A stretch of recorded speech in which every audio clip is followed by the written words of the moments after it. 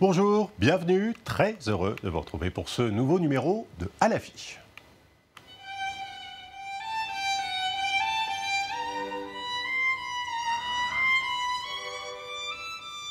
Son violon vaut de l'or, son coup d'archet encore plus. Il est l'un des solistes les plus demandés au monde. Il multiplie les concerts et adore créer des festivals pour pouvoir jouer avec ses amis. C'est Renaud Capuçon qui est à l'affiche aujourd'hui. Il nous attend, je vais le rejoindre à l'affiche. C'est parti.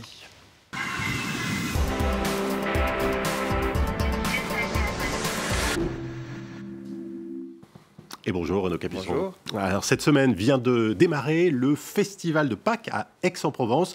C'est votre bébé, hein, vous avez contribué à le créer il y a 4 ans. Avant d'en parler ensemble, on va regarder quelques images des éditions précédentes. La bande-son est signée, devinez qui, Renaud Capuçon et Jean-Sébastien Bach.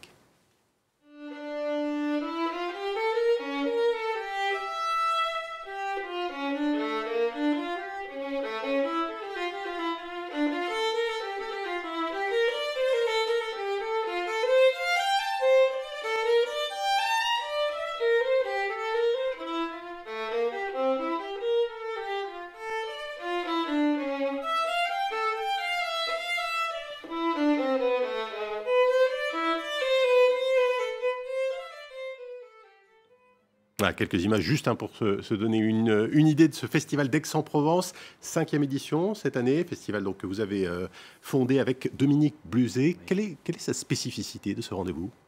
C'est un festival qui regroupe d'innombrables choses, en fait beaucoup de concerts symphoniques avec des grands orchestres, des récitals de musique de chambre, des récitals, des grands solistes, des grands chefs, des très jeunes aussi, qu'on met en valeur vraiment. On les parque pas simplement dans des concerts jeunes, mais on les fait participer complètement au festival. Et puis c'est depuis la première année, on est très heureux de voir que le public a adhéré en masse, vraiment, depuis le début, depuis la première année. C'était un baptême du feu, parce qu'on a vraiment, avec Dominique Bluzet, lancé ce festival.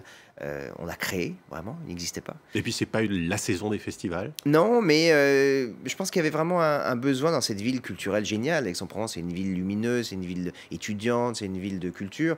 Et il y a ce grand festival d'art lyrique l'été, qui est absolument merveilleux. Et c'est le pendant, voilà, à Pâques, on a une autre forme. On ne fait pas d'opéra, on va en faire un cette année. Mais on n'est pas on n'est pas spécialisé dans l'opéra. On aura un magnifique opéra de Monteverdi dirigé par Gardiner. Voilà, donc diverses choses qui se développent chaque année. Alors, ce qu'il faut dire aussi, Renaud Capuçon, c'est que ce n'est pas le premier festival que vous avez contribué à créer. Il y a aussi les sommets musicaux de Gstaad qui fonctionnent encore. Il y avait aussi les rencontres de Bel Air chez vous, en Savoie. Pourquoi être à l'origine de tellement de rencontres comme ça? Je crois que j'aime les rencontres, vous avez employé le mot. J'aime mettre les musiciens en synergie, j'aime créer des programmes. Alors moi, j'invente rien. Je veux dire, Mozart, Schubert et Beethoven ont écrit des chefs-d'œuvre. Et moi, j'essaye de penser quels musiciens peuvent ensemble, voilà, nous faire partager des moments de bonheur avec ces œuvres. Et c'est vrai que j'ai commencé très jeune, parce qu'à 18 ou 19 ans, je commençais déjà à programmer ce festival à Chambéry, qui a duré 15 ans. Et où je me suis fait la main d'une certaine façon, parce que j'ai appris énormément de choses. Et avec Dominique Bluzet, on anime maintenant ce festival d'Aix-en-Provence, le festival de Pâques, qui est un peu un moment pour nous extrêmement privilégié. Et c'est vrai que c'est un moment de joie, de partage. Et puis il fait beau, c'est le début, c'est le printemps. Et moi, c'est un des rares moments de l'année où je pose ma valise 15 jours, ce qui est quand même incroyable. Bah oui, parce qu'il y a pose quand même ma valise et je bouge pas. Il y a ces festivals, mais il y a aussi, vous donnez plus d'une centaine de concerts par an, vous donnez des masterclass, vous enregistrez des albums. Ça confine presque à la boulimie, non? Non, pas du tout. Et paradoxalement, plus je joue et plus j'ai d'activité depuis une dizaine d'années, plus j'ai du temps. C'est-à-dire que je gère le temps de façon beaucoup plus précise qu'auparavant. Quand on est jeune, on fait un peu tout et n'importe quoi, comme un chien fou. Et c'est pas le cas du tout aujourd'hui. Mais ça répond surtout à un appétit de musique. Boulimie, non. J'ai pu être boulimique quand j'avais 25 ans. Maintenant, c'est beaucoup plus pensé et beaucoup plus centré, je dirais. Je vous propose une petite surprise, Renaud Capuçon. On est allé rencontrer quelqu'un qui vous connaît bien. Alors, on lui a demandé de vous définir en un mot. En fait, il en a trouvé 2. Regardez. On pourrait dire de lui, peut-être parce qu'on est en période d'élection présidentielle, un peu ce qu'on disait en 1981 de François Mitterrand, c'est la force tranquille. C'est-à-dire que rien ne peut l'abattre. C'est vraiment un bloc de travail, de précision et de passion musicale. J'espère que tu m'en veux pas, Renaud, si je parle de la force tranquille. Hein, c'est quand même un slogan d'il y a plus de 30 ans, donc ça ne nous rajeunit pas. Mais voilà, c'est ce qui m'est venu par la tête. Rassurez-le, Carole Beffa, vous ne lui en voulez pas, la force pas du tranquille, tout, ça, non, c'est un immense convient compliment. Je fais partie de la génération Mitterrand, donc j'ai été très impressionné, au-delà de tout ce qui a pu être dit après, j'ai été très impressionné par cet homme-là. Donc, il a raison dans le côté peut-être travail, oui, après le reste, c'est très sympathique, et c'est un compliment.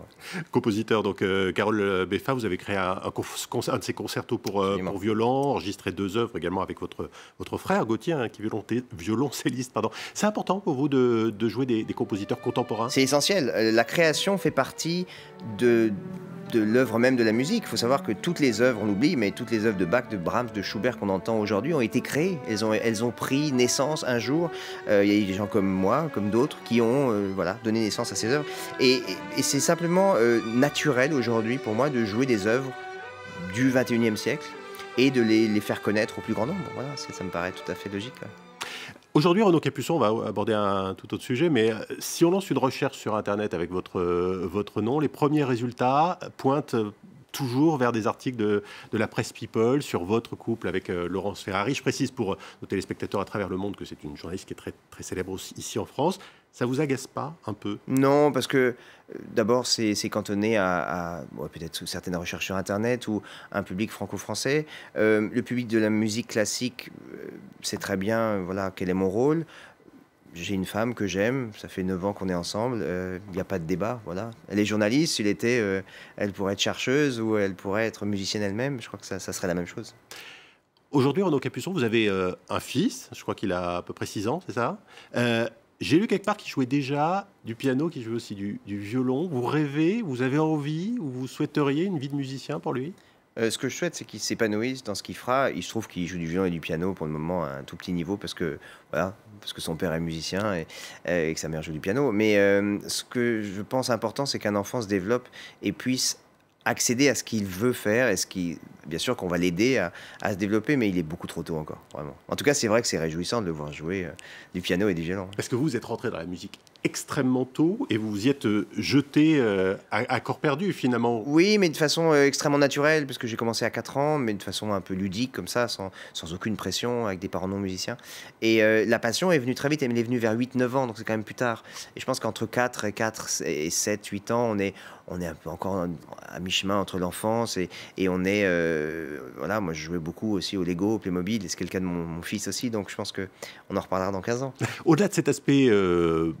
sur votre vie privée, cet aspect people, on va dire, vous êtes quand même un soliste médiatique, hein, et finalement ils sont assez peu nombreux dans la musique classique. Ça vous donne quoi? Plus de liberté artistique?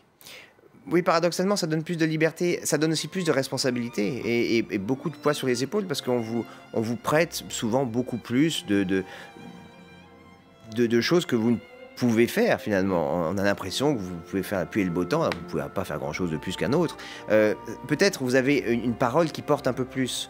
Voilà. Et c'est en ce sens qu'on parlait de création. J'essaye vraiment de faire en sorte que la création d'œuvres d'aujourd'hui soit vraiment extrêmement centrale et qu'on la partage de façon naturelle, qu'on ne pense pas musique contemporaine, ce qui fait fuir les gens. Il faut dire c'est de la musique d'aujourd'hui simplement. Donc si ça peut servir à des choses comme ça, ou à aider des jeunes, ou à promouvoir des musiques moins connues, ou à faire en sorte que la musique classique soit recentrée vers un public plus nombreux, alors j'en suis très heureux. Oui. Vous parlez d'une parole qui porte un peu plus. Parmi vos illustres prédécesseurs, il y a eu des violonistes très engagés politiquement. Je pense à Yehudi Menuhin, je pense à Isaac Stern, avec le violon duquel vous jouez aujourd'hui. En cette période qui est politiquement tendue en France, mais aussi à l'étranger, vous jouez beaucoup. Vous pensez que vous pourriez porter un message plus politique? Je pense qu'on est tous amenés, musiciens, artistes, à avoir on a une responsabilité. On l'a dans le fait d'amener de la musique à un public. On l'a dans le fait d'avoir une parole qui est écoutée. Et oui, je pense qu'il devrait y avoir plus de musiciens aujourd'hui qui se portent garant d'une certaine liberté, d'une certaine vision de ce qu'est, par exemple, dans notre pays, la France, la culture en France. Je trouve qu'on ne parle pas assez de culture. J'ai été effaré, et je suis toujours effaré de voir à quel point nos 11 candidats à la présidentielle parlent extrêmement peu de culture. On a l'impression que c'est le dernier de leur souci, alors que ça devrait être le centre même. Bien sûr qu'il y a d'innombrables problèmes plus importants, évidemment, dans le pragmatique, etc., du jour le jour. Mais la culture, c'est un élément central qui peut rassembler les gens et rassembler toutes les catégories sociales. Et je suis très étonné que les politiques ne s'en servent pas plus, mais en tout cas n'en parlent pas plus. Ça, c'est un regret. Le message est passé. Renaud Capuçon, merci. Merci à vous. Le festival de Pâques à Aix-en-Provence, c'est jusqu'au 23 avril. Vous y jouerez à plusieurs reprises, notamment avec votre frère Gauthier. Et puis on peut citer votre dernier album, des concertos contemporains de Rin, du Sapin et Mantovani, c'est chez Erato. On va se quitter avec votre coup de cœur cinéma, mais aussi musical, hein, puisqu'il s'agit de La La Land. Pourquoi ce choix ? J'ai vu ce film au moment où il est sorti, sans avoir vraiment entendu grand-chose avant, et j'ai été bluffé. Ça m'a mis en joie, j'étais heureux en sortant. J'ai écouté la bande originale plusieurs fois, ce qui est rare chez moi. Et c'est rafraîchissant de voir un film comme ça aujourd'hui. Je trouve que c'est, à l'heure de toutes les immenses superproductions hollywoodiennes, je trouve que c'est rafraîchissant de voir qu'avec simplement quelques voix et une histoire qui est somme toute assez simple et assez banale, presque, on arrive à passer un moment formidable. Merci encore, merci Renaud Capuçon. Merci à vous d'avoir suivi à l'affiche. Direction donc le Los Angeles coloré de La La Land. Je vous dis à très bientôt.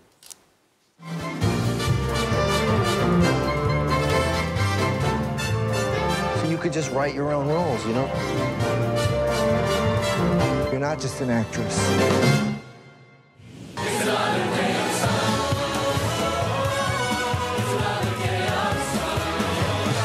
When you get this, you gotta give it everything you got.